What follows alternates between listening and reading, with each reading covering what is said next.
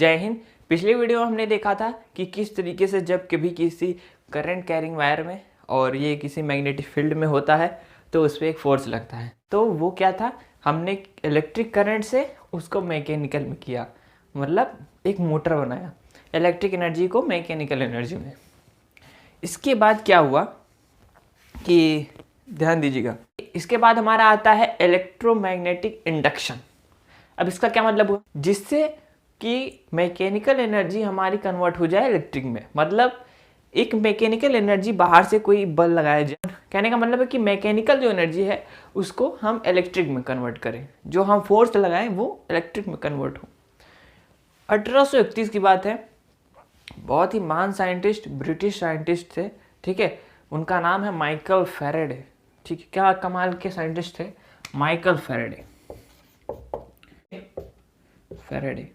इन्होंने ही क्या किया, डिस्कवर किया था, ठीक है। माइकल फैराडे, बहुत नाम सुना होगा आपने माइकल फैराडे का, इन 1831, ठीक है। इन्होंने क्या किया था, इलेक्ट्रोमैग्नेटिक इंडक्शन, बहुत से और भी डिस्कवरी किए हैं अभी बाद में, पहले ये देखो इलेक्ट्रोमैग्नेटिक इंडक्शन, ठीक है। इन्होंने ही इलेक्ट्रोमैग्नेटिक इंडक्शन का डिस्कवरी किया। अब यहाँ पे देखने वाली बात यह है कि माइकल फैराडे 1831 इलेक्ट्रोमैग्नेटिक इंडक्शन का डिस्कवर किया। अब ये है क्या, इलेक्ट्रोमैग्नेटिक इंडक्शन है क्या, तो अभी आपको समझ में आ जाएगा कि माइकल फैराडे कितने महान थे, और आपको अभी इनका वैल्यू समझ में आ जाएगा कि इनका आज हम कितना ज़्यादा यूज़ कर रहे हैं उस चीज़ का ना। चलो, तो इन्होंने इस डिस्कवरी में इन्होंने एक्सपेरिमेंट किया। अब इनका एक्सपेरिमेंट है, अब उस एक्सपेरिमेंट से आपको सारी चीज़ें क्लियर हो जाएंगी बहुत एकदम मस्त से, ठीक है।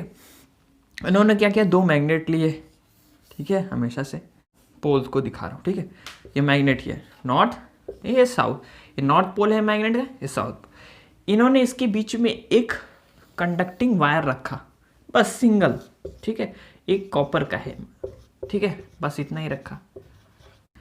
अब देखिए, चूंकि ये मैग्नेट है तो इसका मैग्नेटिक फील्ड्स मैंने बताया था, मैग्नेट का नॉर्थ टू साउथ चलता है, तो मैग्नेटिक फील्ड मैंने बता दिया चल रहा।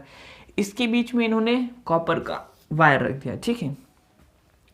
अब इन्होंने क्या किया, इस कॉपर के वायर को इस मैग्नेट के दोनों पोल्स के बीच में ऊपर और नीचे मूव करना शुरू किया। मतलब ऊपर नीचे ऐसे करके और नीचे मोशन किया इसके अंदर, ठीक है, अपवर्ड एंड डाउनवर्ड की तरफ, अपवर्ड एंड डाउनवर्ड, ठीक है, दोनों तरफ, ऊपर किया नीचे किया, ऊपर किया नीचे किया, ऐसा करके उन्होंने एक डिस्कवरी किया, ठीक है। तो उन्होंने ऊपर और नीचे करके इसको मूव किया। अब देखिए तो क्या हुआ बताइए, उन्होंने ये नोटिस किया कि जब इस वायर को इस मैग्नेट के पोल्स के बीच में ऊपर और नीचे किया गया तो इसके अंदर एक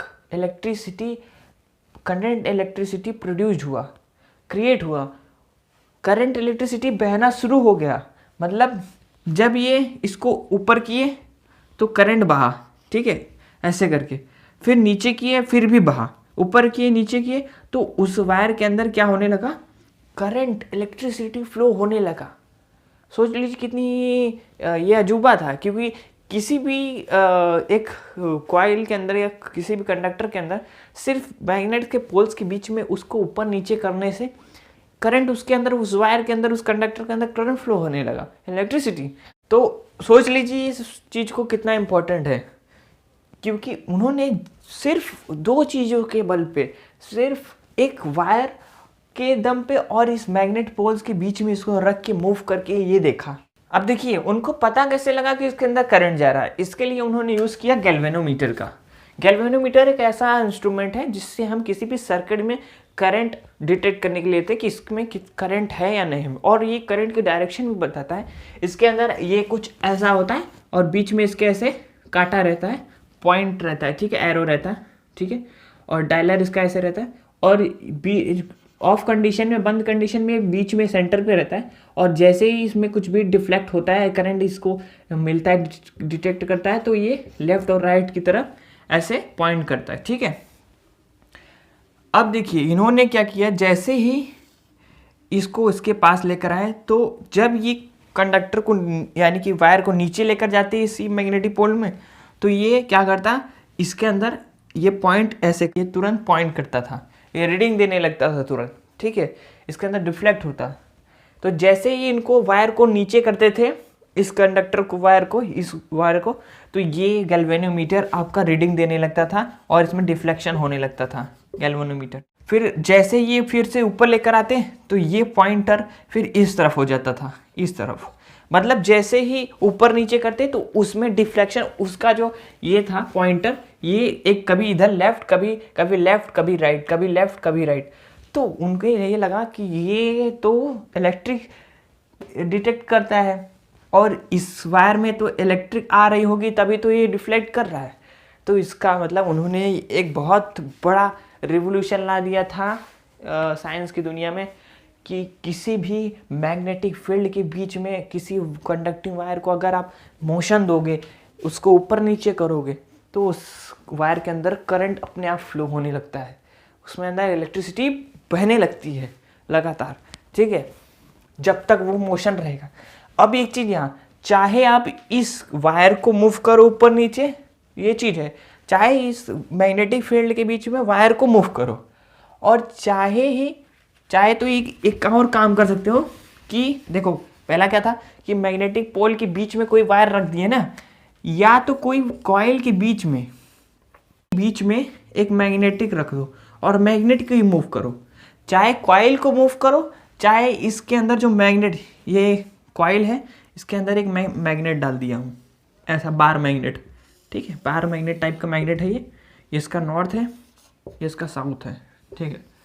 चाहे मैग्नेट को ही मूव करो उसके अंदर नीचे डाल के, ऐसे इस तरह के अंदर इस कॉइल के अंदर मैग्नेट को मूव करो, बाहर डालो, इसके अंदर निकालो, फिर भी करंट फ्लो होता था, ठीक है, ये करंट ऐसे फ्लो होता था। चाहे इस मैग्नेट को मूव करो और चाहे कॉइल को ही मूव करो, जैसे कॉइल में बताया कि ऐसे कॉइल कोई इसे रेक्टेंगुलर कॉइल रख लो और ये मैग्नेट दो रख लो, इसका कॉइल का नाम है ABCD, ठीक है, और ये नॉर्थ साउथ पोल, ये चाहे ये मैग्नेटिक फील्ड है इसका, इस नॉर्थ और साउथ पोल का ये मैग्नेट है, हॉर्सशू मैग्नेट है। तो चाहे आप इसी को मूव करो, इस कॉइल को ही इसके मैग्नेटिक फील्ड के बीच में मूव करो, और चाहे इस मैग्नेट को ही इस कॉइल के अंदर डाल के ऐसे मूव करो, मैग्नेट को ही मूव करो चाहे कॉइल को मूव करो, दोनों केसेस में आपका करंट क्या होता था, प्रोड्यूस हो जाता। उस करंट को जो वहाँ पे प्रोड्यूस हो रहा है, उस करंट को हम लोग कहते हैं इंड्यूस्ड करंट। क्या बोलते हैं, induced current, INDUCED, induced current. कौन सा current, induced current. Induced current क्या है, जो इलेक्ट्रोमैग्नेटिज्म, ठीक है, करंट प्रोड्यूस्ड बाय इलेक्ट्रोमैग्नेटिज्म, यानी कि इलेक्ट्रोमैग्नेटिज्म का यूज करके जो करंट प्रोड्यूस किया जाता है वो इंड्यूस्ड करंट है, ठीक है। ये बहुत ही सिंपल सा हमारा था, इसी के बलबूते पे, इसी के बेसिस पे हमारा जनरेटर बना है। एसी जनरेटर और डीसी टाइप का जनरेटर सब इसी से काम करते हैं। हमारे घरों में जब बिजली आती है, कहाँ से आती है, इन्हीं की डिस्कवरी से आया, माइकल फैराडे के।